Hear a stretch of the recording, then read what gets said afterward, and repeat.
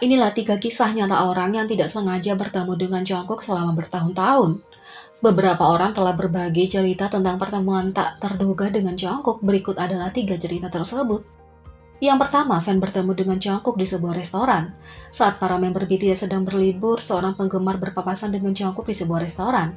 Post asli membagikan bahwa ada 3 meja yang ditempati di restoran, satu oleh dirinya dan teman-temannya, satu oleh seorang penggemar berusia 40-an dengan putranya, dan satu oleh Jungkook. Penulis dan teman-temannya awalnya berpura-pura tidak memperhatikan Jungkook karena mereka ingin menghormati privasinya.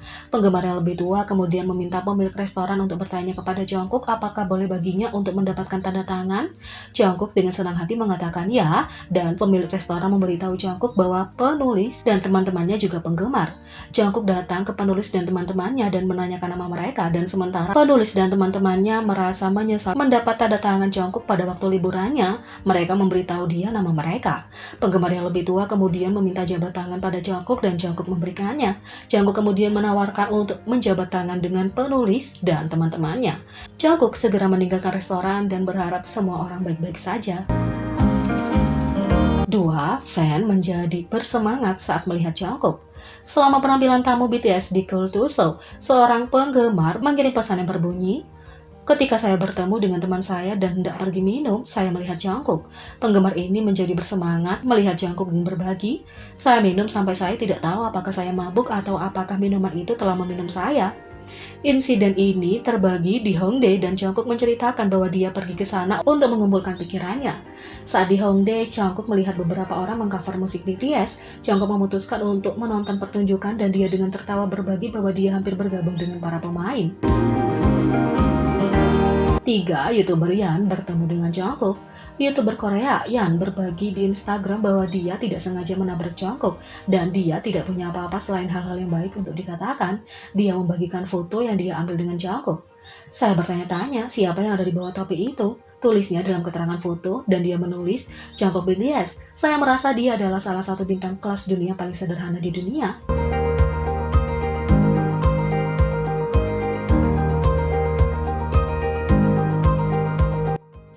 J-Hope percaya bahwa ARMY sama terkenalnya dengan BTS sekarang.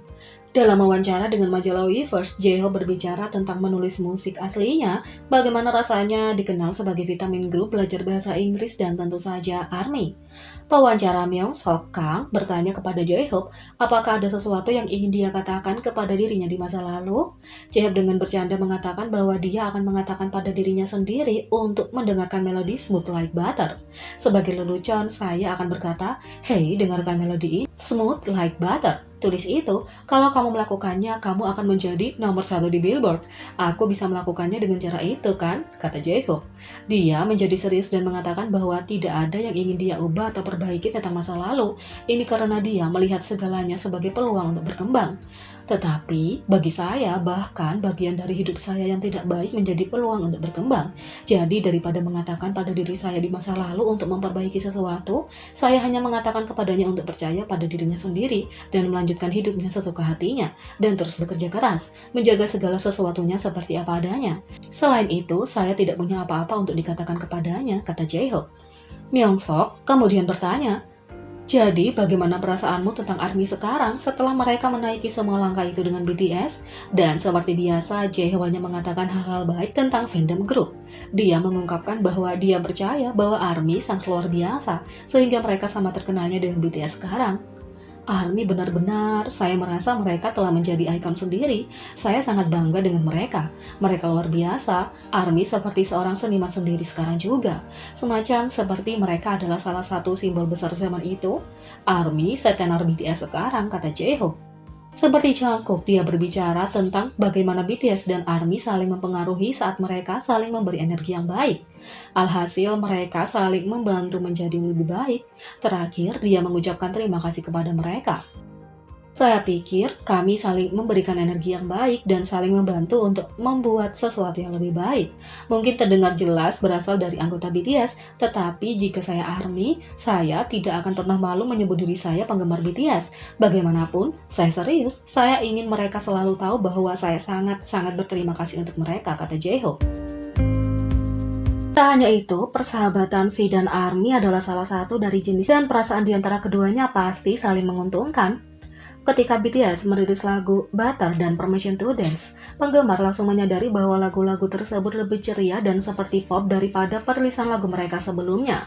Secara khusus, banyak penggemar bahkan membandingkan Permission to Dance dengan franchise Disney High School Musical.